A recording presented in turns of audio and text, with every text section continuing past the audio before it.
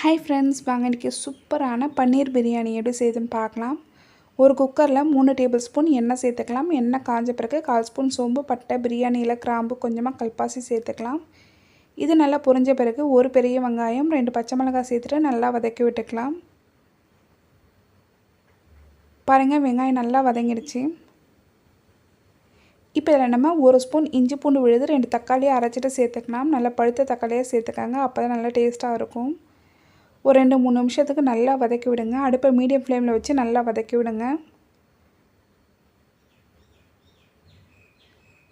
பாருங்கள், தக்காளி நல்லா வதங்கிடுச்சு. இந்த அளவுக்கு நல்லா வதங்கி வரணும்.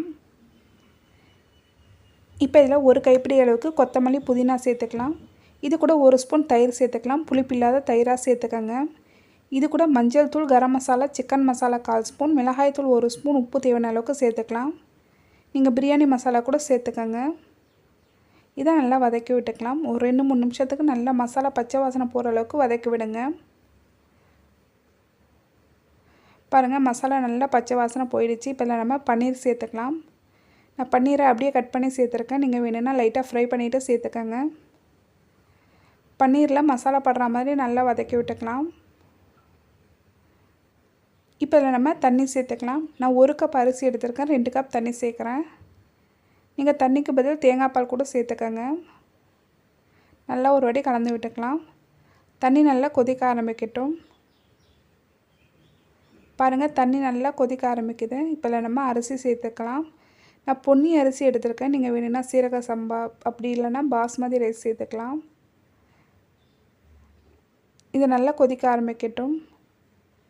பாருங்கள், நல்லா கொதிக்க ஆரம்பிக்குது.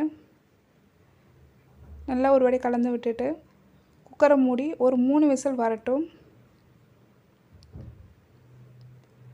பாருங்கள், 3 விசில் வந்துடுச்சு. இப்போ நம்ம ஓப்பன் பண்ணி பார்க்கலாம்.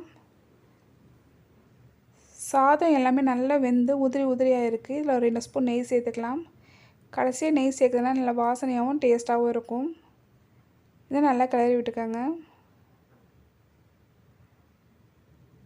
பாருங்கள், சூப்பரான நல்லா மணக்க பன்னீர் பிரியாணி தயாராகிடுச்சு.